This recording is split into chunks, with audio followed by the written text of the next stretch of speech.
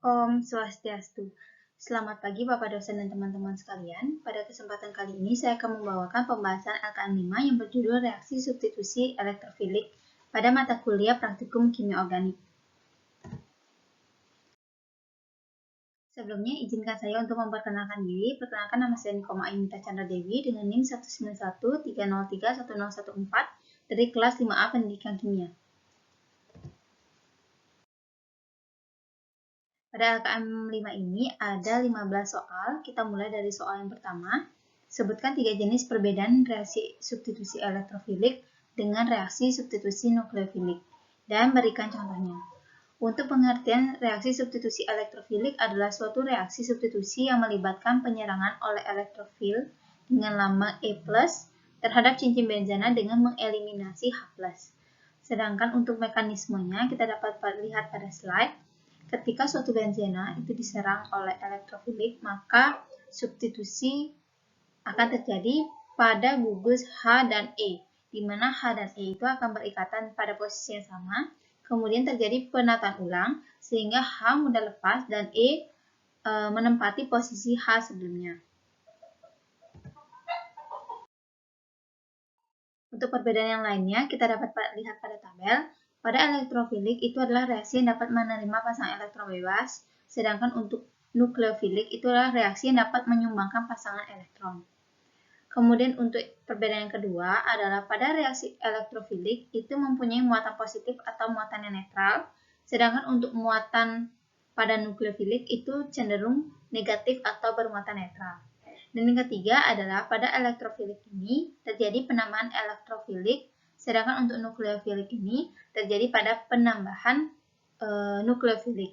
Nah, contohnya dapat kita lihat pada tabel yang ketiga, yang ke kanan, bahwa pada reaksi elektrofilik itu cenderung terjadi pada senyawa aromatik. Contohnya itu adalah benzena.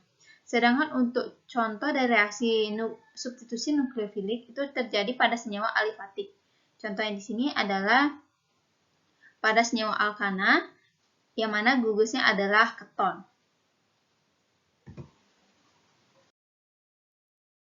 Kita lanjut ke soal yang kedua. Tentukan dan berikan contoh cara untuk menghitung rendemen hasil percobaan substitusi elektrofilik. Nah, rendemen merupakan produk yang diperoleh dari keberhasilan praktikum. Cara menghitungnya adalah rendemen sama dengan massa hasil percobaan dibagi dengan massa hasil secara teoritis dikali 100%. Contohnya adalah pada senyawa C6H11OH ditambah C2CrO4 menjadi C5H10CO ditambah HCrO3- ditambah H3O+. Nah, untuk itu kita cari dulu mol dari C6H11OH dengan rumus massa dibagi dengan berat molekul. Didapatkan molnya adalah 0,499 mol. Kemudian kita cari dengan perbandingan mol, yaitu untuk mol C5H10CO itu memiliki perbandingan 1:1 dengan mol dari C6H11OH. Jadi mol C5H10CO itu sama dengan 0,499 mol. Kemudian kita cari massa dari C5H10CO, yaitu dengan rumus mol dikali dengan berat molekulnya. Kemudian didapatkan massanya adalah 49 gram. Nah, kita cari rendemennya, yaitu massa hasil percobaan dibagi dengan massa teoritis dikali 100%. Sama dengan 42 dibagi dengan 49 dikali 100%. Sama dengan 85,7%. Jadi, persentase rendemennya adalah 85,7%. Kemudian soal yang ketiga, sebutkan bahan dan alat yang digunakan atau yang dibutuhkan dalam percobaan ini, serta mengapa benzena dalam percobaan ini dianggap sebagai basa. Untuk bahannya ada asam nitrat pekat, asam sulfat pekat, es, kemudian bromobenzena 0,025 molar, kemudian etanol 95% itu 20 ml, alkohol dingin, dan aquades. Kemudian untuk alatnya ada penangas es, corong pisah, gelas kimia 100 ml, pipet tetes, kemudian labu Erlenmeyer, cawan, labu bulat dasar, termometer, pendingin, dan serta statif dan klem. Nah, benzena dalam percobaan ini dianggap sebagai basa karena bertindak sebagai pendonor elektron yang kaya akan elektron pi, sehingga sangat mudah mendapatkan serangan elektrofilik. Namun meski benzena itu mudah diserang oleh reaksi elektrofilik, namun benzena ini lebih mudah mengalami reaksi substitusi daripada reaksi adisi. Kita lanjut ke soal yang keempat. Sekilas, benzena sangat menyerupai alkena yang juga memiliki elektron pi di dalamnya. Sebutkan perbedaan benzena dengan alkena ditinjau dari elektron pi yang dimiliki. Ditinjau dari elektron pi, perbedaan benzena dengan alkena adalah alkena memiliki dua jenis ikatan, yaitu ikatan pi dan ikatan sigma. Sedangkan untuk benzena, itu dia memiliki ikatan pi saja, tetapi terkonjugasi. Kita lanjut ke soal yang kelima. Tuliskan pembentukan elektrofilik dalam reaksi substitusi elektrofilik yang dikerjakan. Pada gambar terlihat bahwa mekanisme tersebut menggambarkan atom oksigen pada HNO3 atau asam nitrat mengandung pasangan elektron bebas, yaitu H+ yang berasal dari asam sulfat, sehingga asam nitrat terprotonkan, kemudian terdehidrasi dan dihasilkan ion nitronium.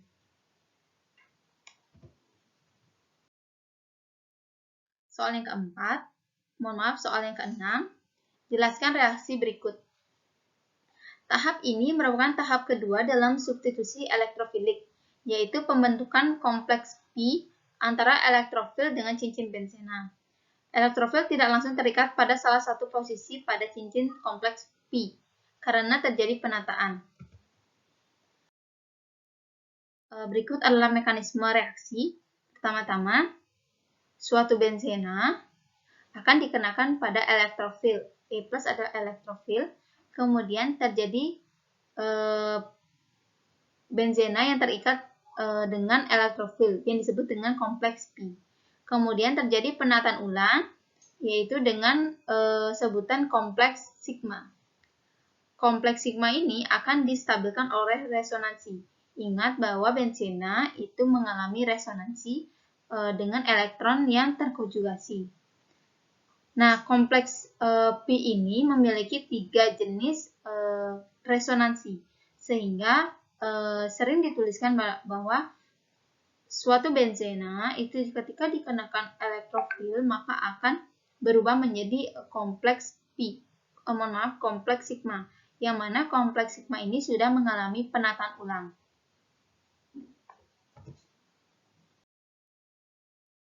Kita beralih ke soal yang ketujuh, jelaskan mekanisme reaksi yang terdapat pada gambar yang disajikan pada lampiran di bawah. Mekanisme reaksi substitusi melibatkan serangan elektrofilik pada ikatan pi dari alil silana 1 atau vinisilan 4 untuk menghasilkan zat antara kationik 2 atau 5. Dan nukleofil kemudian menggantikan gugus sitil dengan pembentukan alkena 3 atau 6. Karena hilangnya gugus sitil lebih cepat daripada oksigen atau nukleofil daripada hilangnya proton sebanding dengan ikatan rangkap ditentukan dengan silikon yang melekat. Kemudian kita lanjut ke soal yang ke-8. Pada tahap awal yang dilakukan dalam percobaan ini adalah membuat campuran 5 mili HNO3 atau asam nitrat pekat dan 5 mili asam sulfat pekat dalam labu dasar bulat dan didinginkan dalam penanas air dicampur es. Jelaskan tujuan dari perlakuan ini. Hal ini bertujuan untuk mencegah terbentuknya gas nitrit atau NO2 yang beracun dari reaksi kedua zat tersebut. Dengan adanya pendingin ini, maka kelaratan gas akan semakin besar, yang menyebabkan produksi gas NO2 atau nitrit ini akan dapat diminimalkan atau lebih kecil.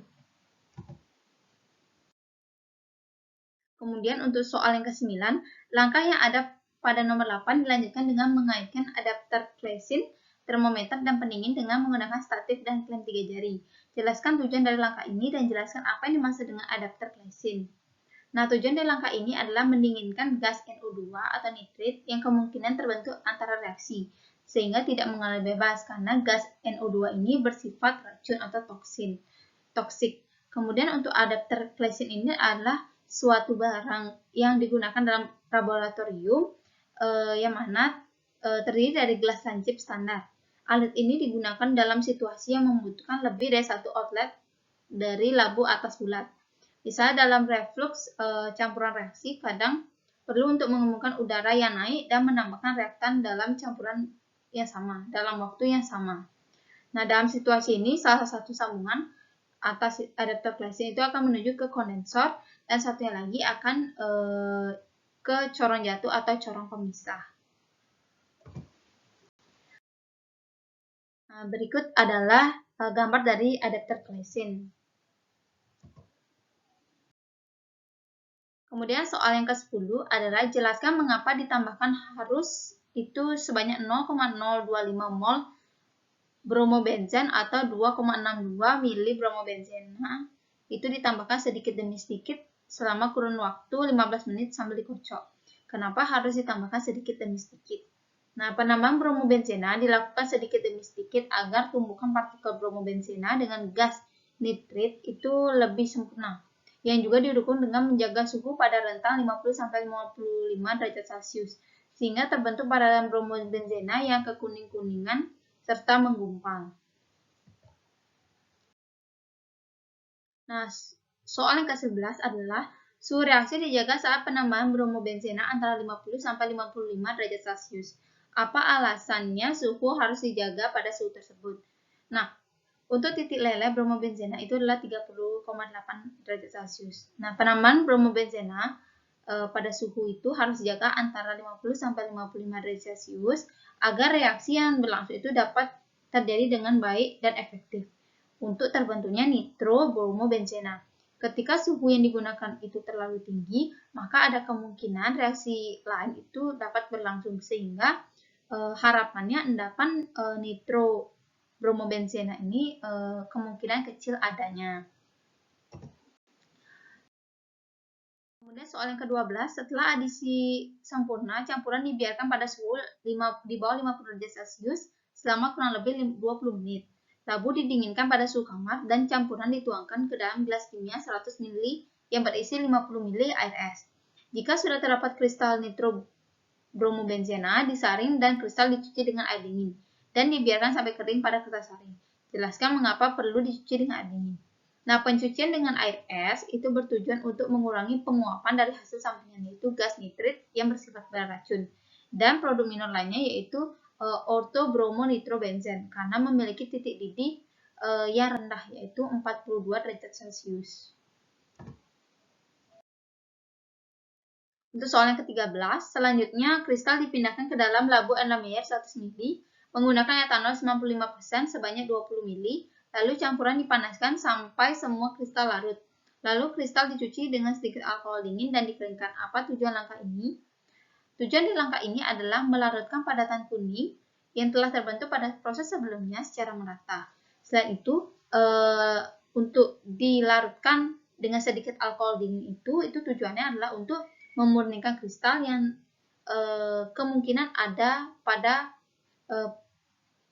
terdapat pengotor di dalam kristal, sehingga nantinya harapannya itu kristal itu yang dihasilkan kristal yang benar-benar murni tanpa adanya pengotor. Kemudian kita lanjut ke soal yang ke-14. Kedua induk cairan dicampur lalu diuapkan dalam penangas air sampai volume filtrat itu sepertiganya dan didinginkan pada suhu kamar. Bila terbentuk endapan 4 bromonitrobenzena, kristal 2 dicuci dengan alkohol dingin dan dikeringkan, dicampur dengan kristal 1, lalu ditimbang dan diperiksa titik leleh dan bentuk kristal 4 bromobenzen. Dengan cara apa bentuk kristal ini dibentuk? Nah, kristal ini diperoleh dengan penambahan air dingin tersebut, ditambahkan dengan etanol dengan tujuan untuk mengubah produk samping yaitu metabromonitrobenzena dan orthobromonitrobenzena menjadi para-bromonitrobenzena. Nah, kristal para-bromonitrobenzena disaring dan dicuci dengan alkohol dingin.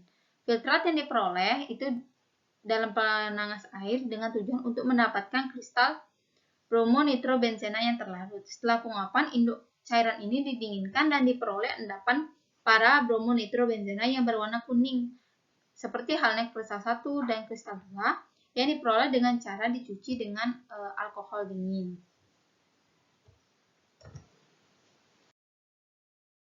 Kemudian untuk soal yang ke-15, jelaskan tentang alat dan bahan serta langkah kerja sintesis substitusi elektrofilik senyawa alil silanis dan vinil silanis sesuai dengan naskah yang diberikan pada lampiran tes ini.